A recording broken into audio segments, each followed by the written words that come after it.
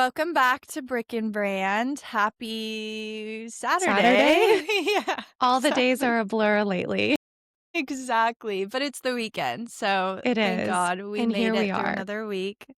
And How you are you had doing some this week? big I'm good, but I'm excited to talk about you because you had some big deals this week, right? At We work? did. So exciting. Yes. We got a 38,000 square foot indoor pickleball deal signed this week and two others that are out for lease execution. We are Unbelievable. so excited.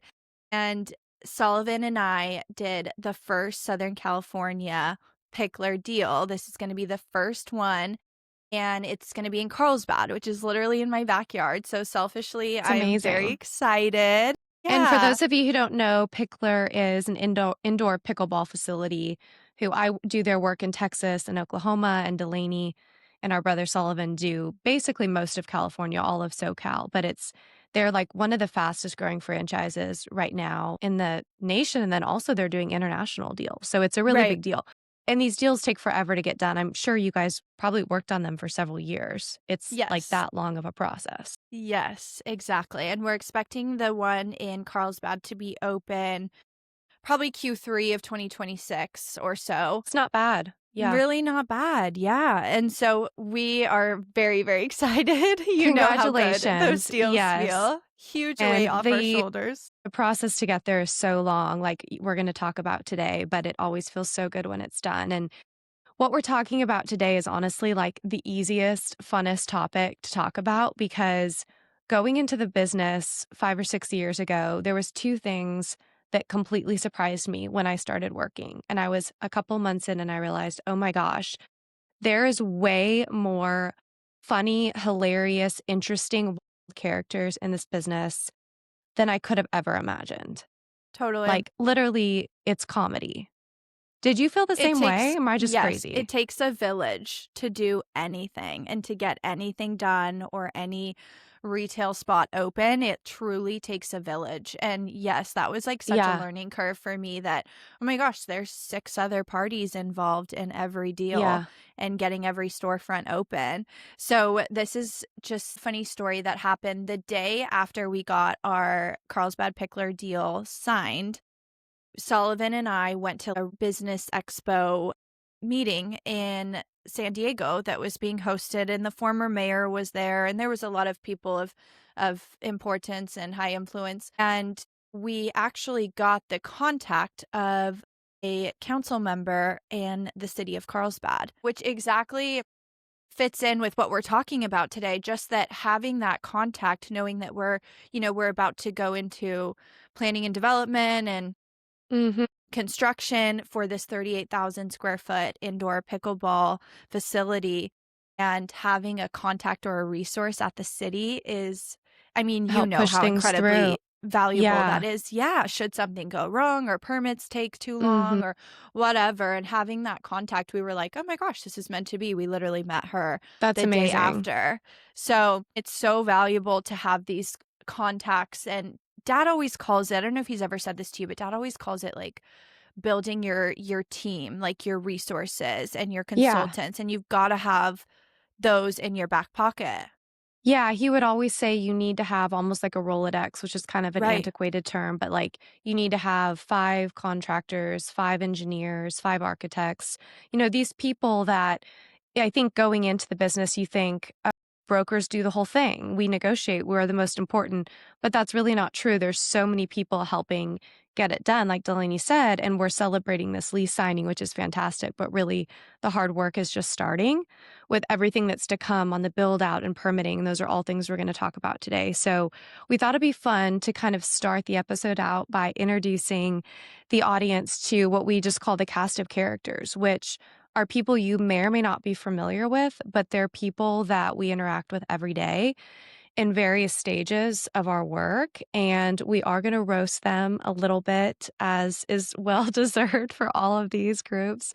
But the truth is that I want to say before we start is that each of these are instrumental to getting restaurants and retailers open in your city, places for you to go. We couldn't do it without them. And like anything, there's good ones and there's bad ones, and the good ones make your life so easy. So I want to kind of preface what we're about to say with that.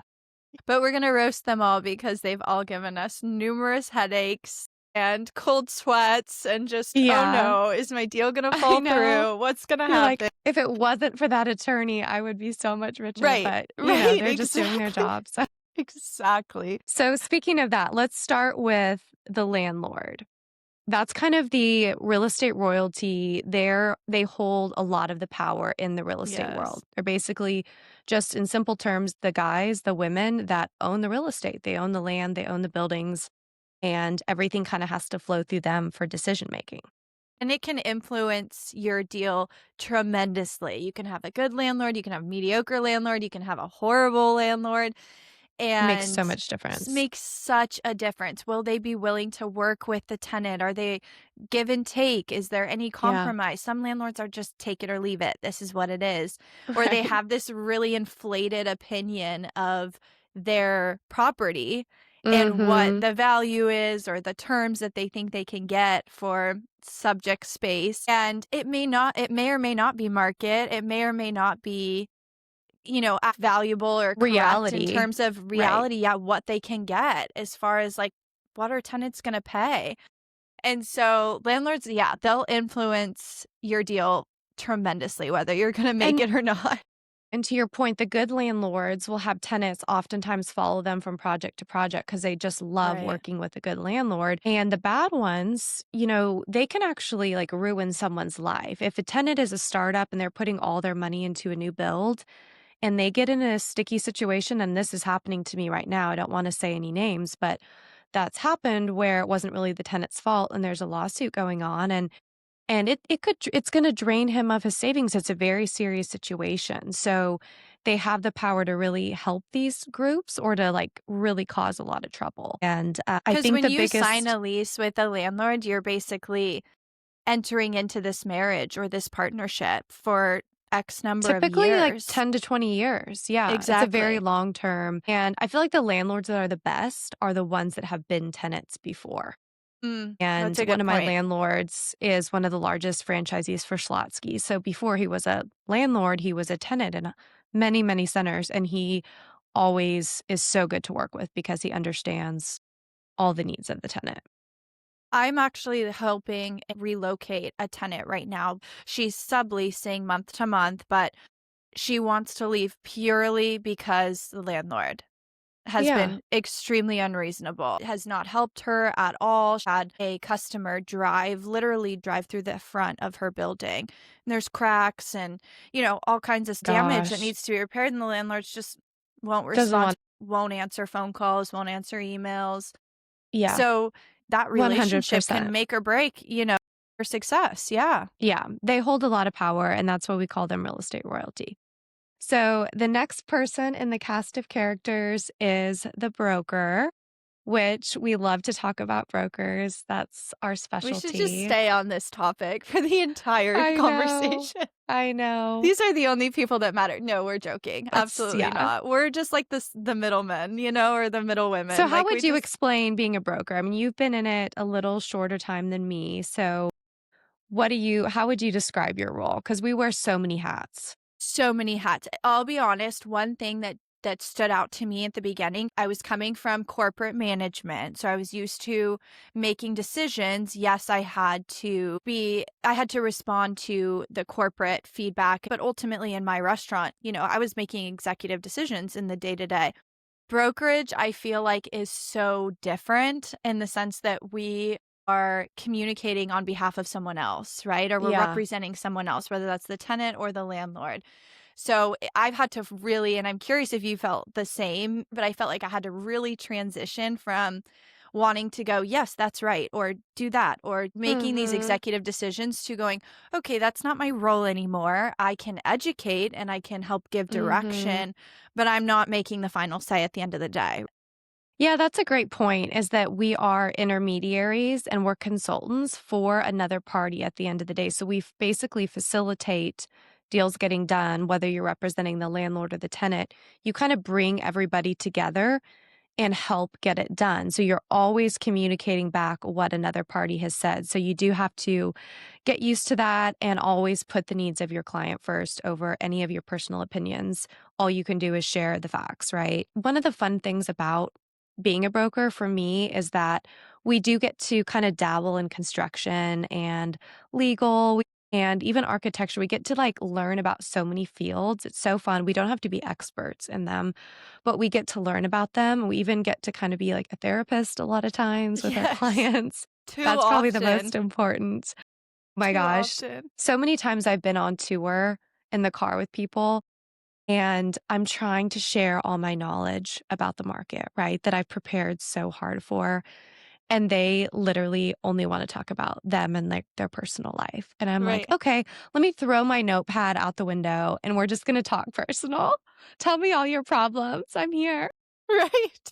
Exactly. Here we have, like, all these numbers memorized in our I head, know. income levels and market trends and where the new concepts are coming, Yeah, and and they're like, "So, I'm really struggling," and it's just, "Oh my god, okay, let me just forget I everything that know. I've prepared for and be your therapist for the next 10 minutes." Yeah.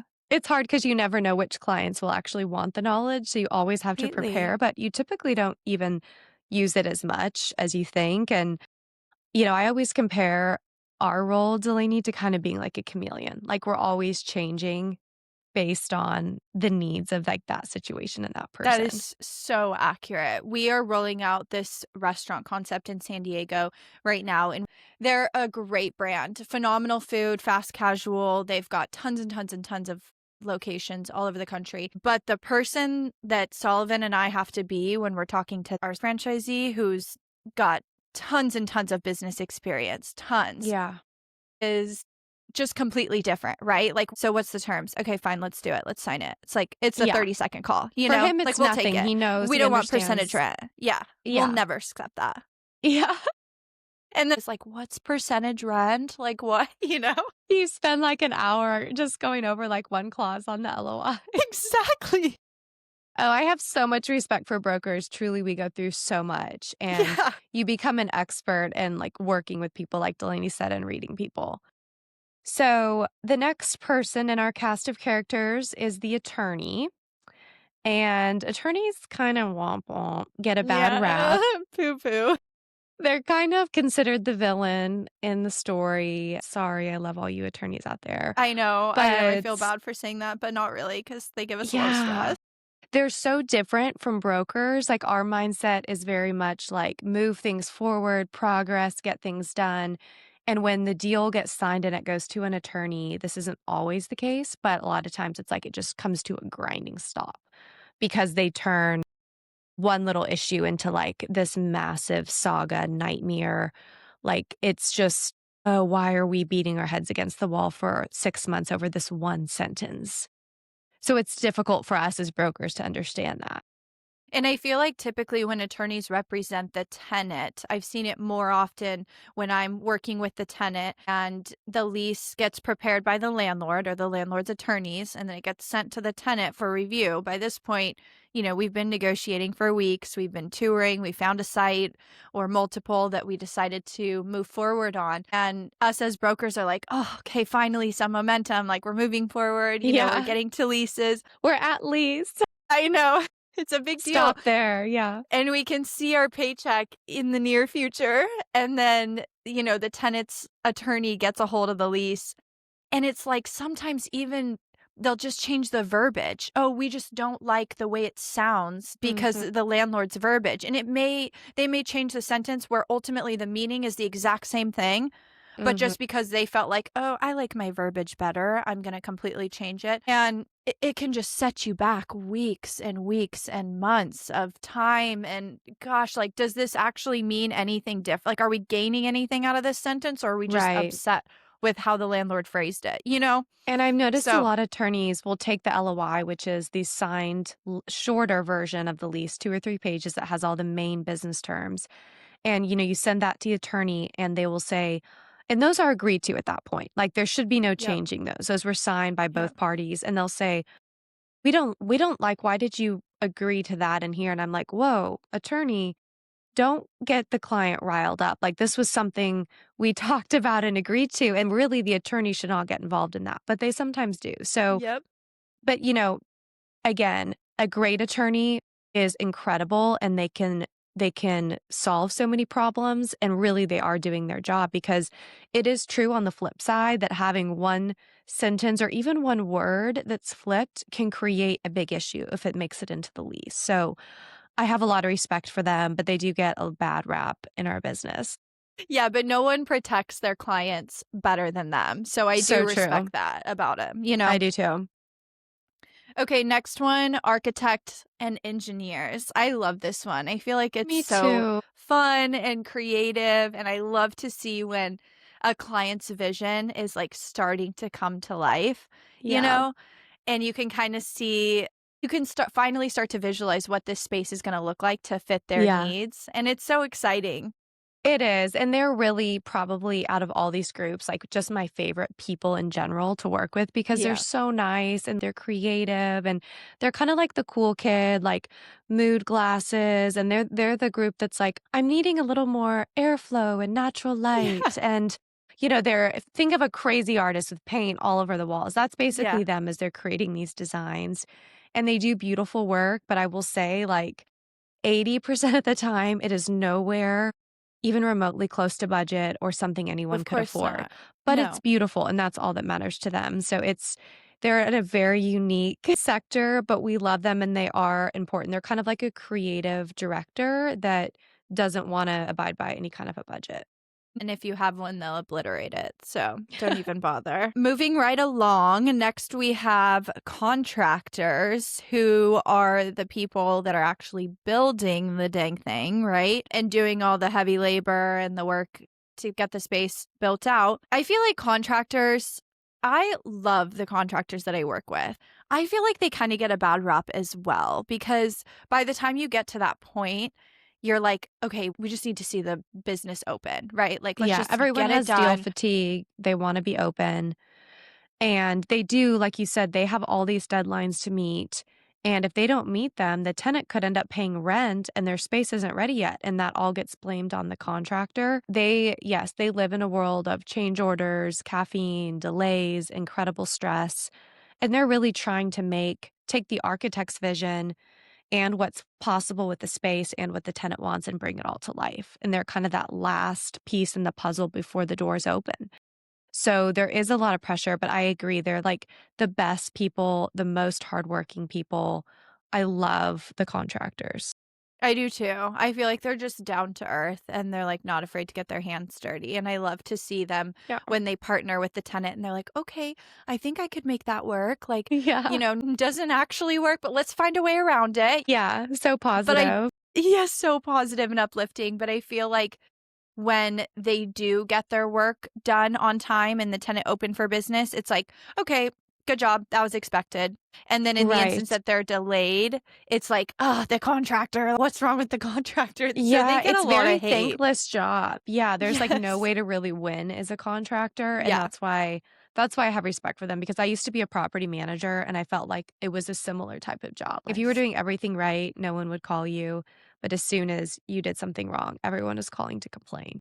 Right, and it's all your fault at that point, and it's Always, like, of course. "Okay, I wasn't even aware of this, but okay." Yeah. So there's many more, but those are kind of the main people that we interact with every day who have so much to do with every single store that you guys see open on the street or a restaurant that opens for business. It can't get done without all of those people, which is insane that the brokers are literally just one small part of it. Yeah. Even the landlords and the tenants, it's like, okay, an outsider, someone who's not in the business, like you can kind of understand that. Okay, there's an owner of this property and then there's a tenant who wants to go in. But all the people in the middle, I had no idea that all these people were Right, involved in getting deals right. done and getting And spaces everybody's so opened. different. Their personalities are so different, but they literally are forced to work together toward this common goal. And I think that's what creates so many of the hilarious moments Mhm. in our business is seeing an architect talk to an attorney or a broker. And it's like the personalities cannot be more different, but they have to like work it out for the sake of the deal. There's been so many calls where everybody's on the line. Nobody even knows each other, and they're just like, "Okay, we're about to go into 6 months of work together. Let's make Yeah. it happen." The attorney's all Yeah. uptight in the corner, but it's amazing. It's so fun. It's like reality TV. It There's all these is. different characters. So, It really now is. that we've kind of talked about the characters involved, let's dive into what they're actually doing and how they contribute to this process. And what is the process, right? What are we even talking about? So, Yeah, and we typically call it like the deal flow process in our business. That's just a yeah. word we always use. And the interesting thing is, regardless of how big the deal is, how small, what size, shape, color it is, it all kind of follows the same deal flow process. And so once you know it, you really know it for whatever you're working on, which is the cool thing. Mhm. But yeah, the first part of it is what we call site selection, which is basically just a scavenger hunt. It's where we drive around like real estate detectives looking for sites that work for our clients. And it can be any different requirement. Delaney's working with small restaurant pepper lunch all the way up to, the pickler, which is a huge requirement. So we're looking for all different types of spaces. Yeah, which I really like that part. It can get a little bit stressful if especially in San Diego where the vacancy is so low, there's just not a whole lot of space available. And so when you're reporting to a client, right, and you want to have the perfect space to give them and to show Yeah. them and as quick as possible.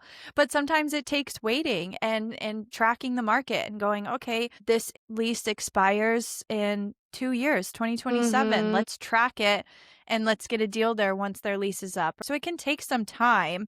And then sometimes, it works out and you stumble across the right space quickly, but it is scavenger hunting and you've got to turn Yeah. over every rock. To kiss a lot of frogs.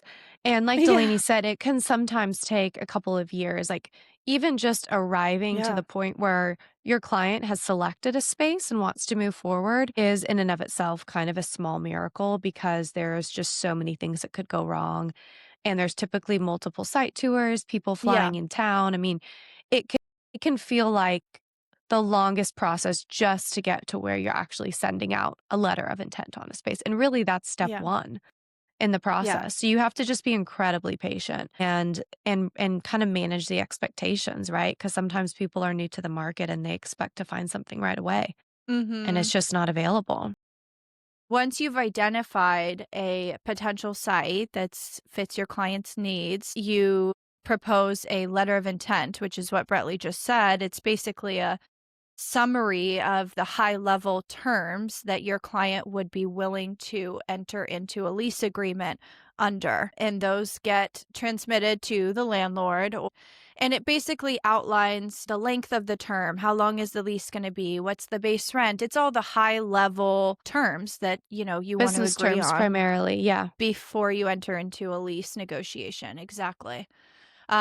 And so, then the letter of intent, it is non-binding, which to people new in the industry, it can still feel really daunting. It's a formal letter, and Mhm. it's can be signed or it's got the tenant's name, who's going to guarantee the lease. And I've had to do a lot of educating with some of my smaller mom and pop clients that are like, "Oh my gosh, like I'm not ready, I don't even know what I'm Yeah. agreeing to." But sometimes you have to put it in writing to even get the landlord to respond or to start to feel out, okay, what's the landlord open to? Typically, yeah, that can take sometimes I feel like the LOI process actually goes quick, but quicker than, other parts of the process. But once that's agreed to, we send it to the attorneys and then they start the lease negotiations with that, which that can take up to 6 months. That's just a very tedious process, Mhm. which we are involved in as brokers, but not as much. We're kind of guiding, reviewing business points, but really it's just the attorneys going back and forth. And it all comes down to who's going to pay for what. I mean, you're going to hear all these fancy terms, and it's really all just a function of is that your responsibility or mine? Because all costs money. That's So so once the true. lease is actually signed, like Delaney was just able to do with Pickler, it goes to, for us, that's where some of our work ends. And it's like a big accomplishment to get to that point. But for everyone else who we just discussed in the cast of characters, that's where the work is like really just starting, is when you get to your designs and your permits. So hopefully by that point, you've had a contractor in the space already, and has provided you with a bid of what approximately the build out's going to Yeah. be.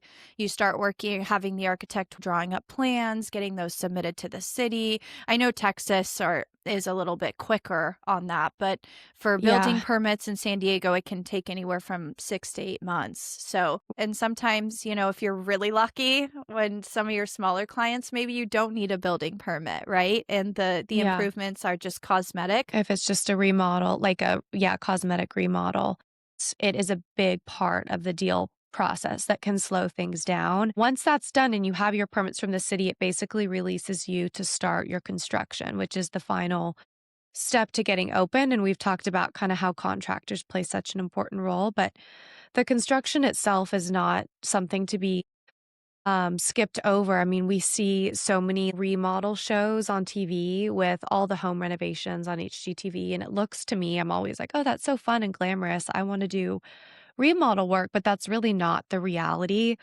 of boots on the ground build out. It's very difficult and things go wrong and you get delayed and really everything is counting down to the day when you have to start paying rent. So it's a very Uh, stressful process for the tenant. But it uh-huh. is at that point, they're so close to opening that there's a lot of momentum, I feel like, behind everybody. Totally. And I have a client right now that basically just got to the point of getting their permits and they're starting demo in their space. So they're kind of at this last leg of construction, right? The lease Who's has the been client? signed, everything's done. It's called the Tox. It's a Yeah, lymphatic drainage massage. Yeah, like a wellness studio. They're yeah. a really cool I brand. actually just signed a lease with them yesterday. Really? That's Oh so my funny. I, gosh. like, just realized that after you Wait, said it. congrats. That's so Yeah, yeah, they're they opening up literally right down the street from me. I'm so you have to happy. try it. I've heard amazing things about it. I'm dying to try it. Yeah. But anyways, her contractor got in the space and basically found out that there was no electricity. The landlord had rerouted the electricity to the neighboring restaurant. No, And so they couldn't do any work. The contractor was just his hands were oh, tied, none no. of his equipment works. He can't do anything.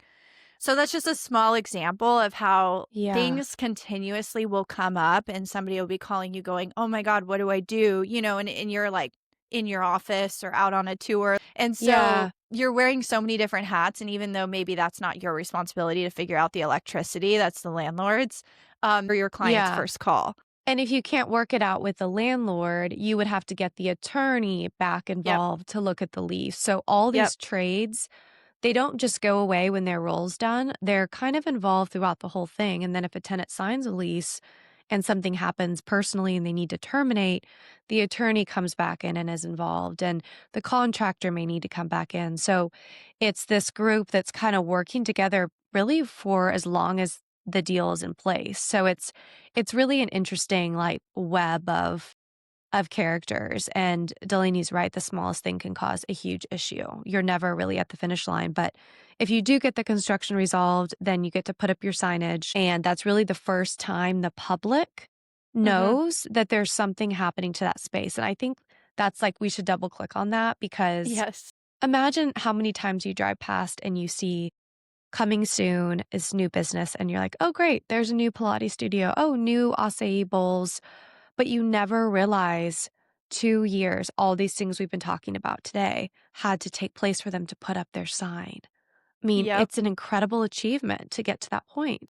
It's such a big deal and it just shows how much has been happening behind the scenes that the public really isn't aware of. No. And how many people were involved to bringing this project to where it is today, to the point where they can put a coming soon, opening soon sign up. And it's just so exciting. We recently got to go to a grand opening event for a med spa client of ours called Enclave.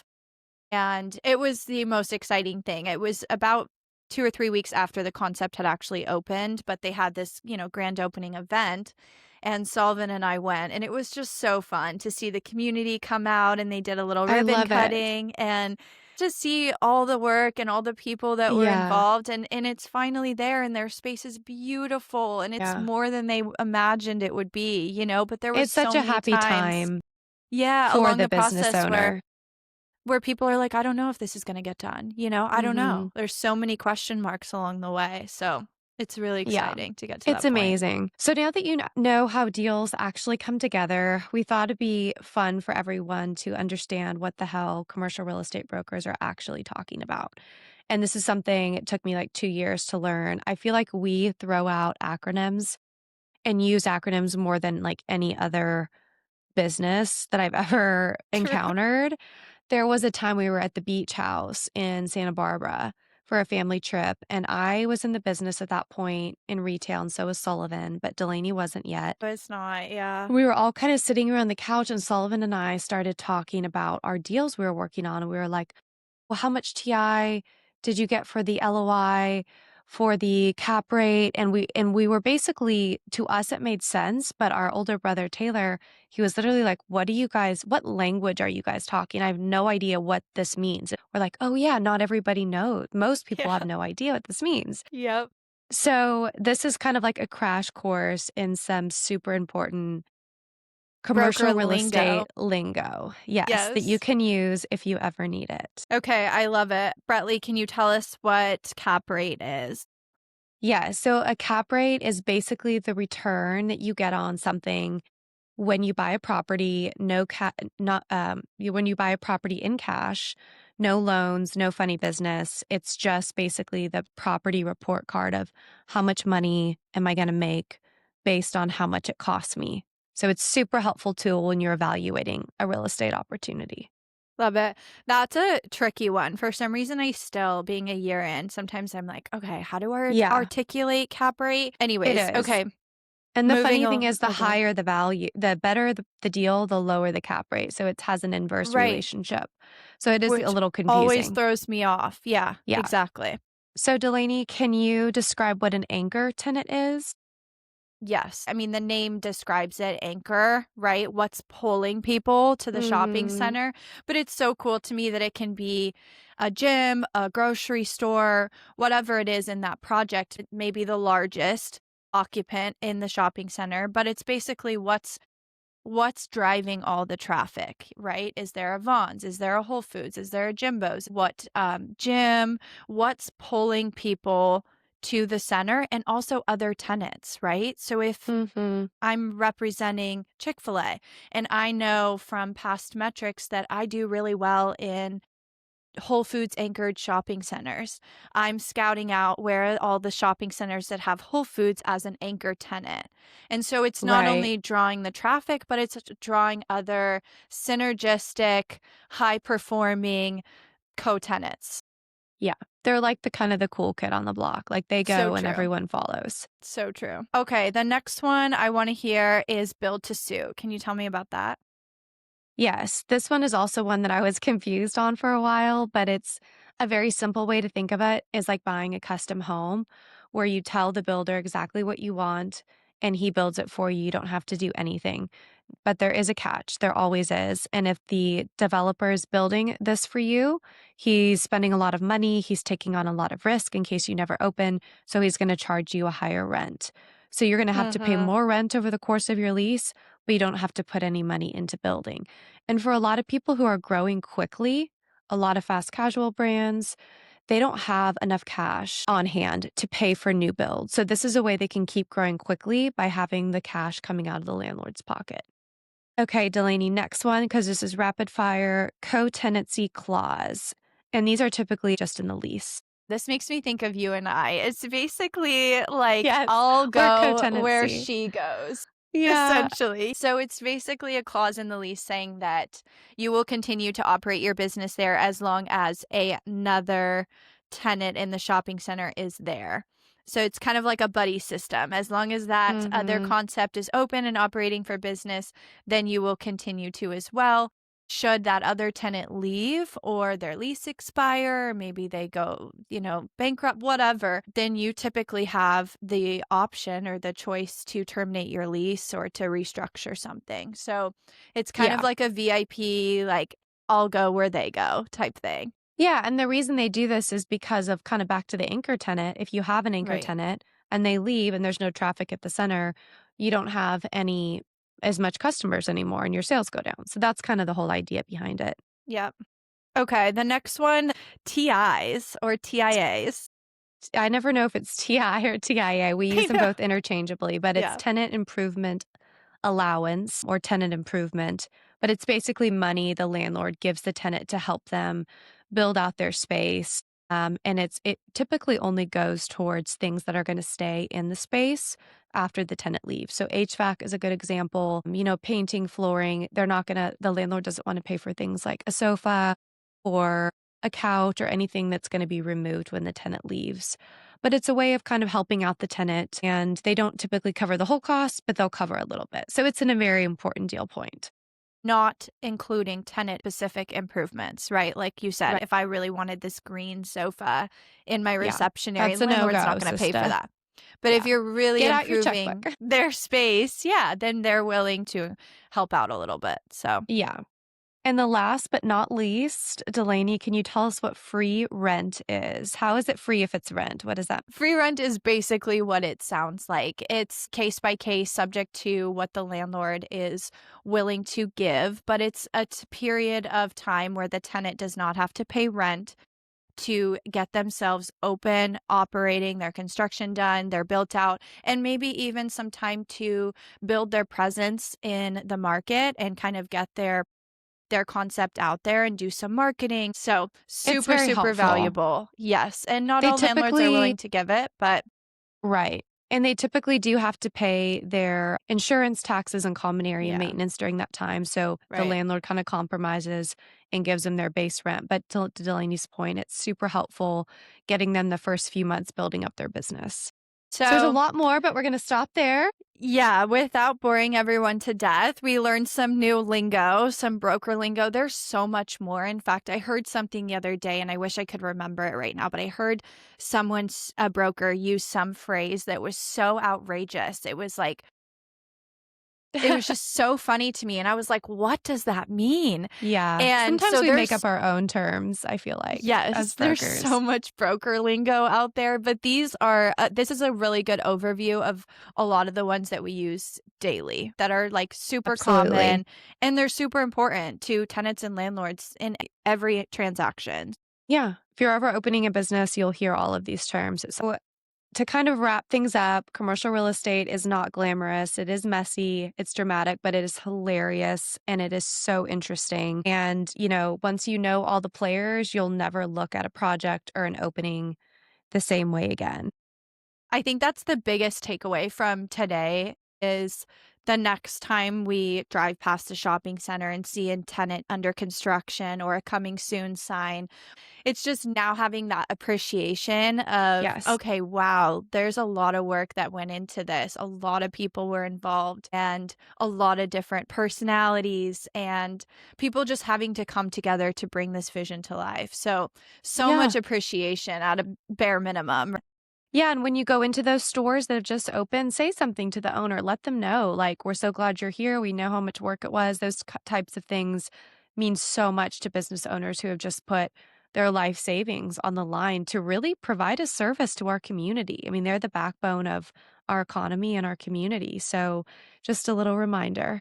And they're also probably stressed out of their minds on a timeline. So give Yes, them a yes. hug and say good job. Hopefully, you learned something about real estate. And if not, come back next week because we have a lot more to talk about. So, Lots of more tea. Yes. yes, don't forget to check us out on social media. And you can find us every Friday with new episodes on Apple Pod and Spotify and YouTube if you want to see our beautiful faces. So, thank you so much, Talk to you everyone. next time at Brick and Talk to you Brand. next time.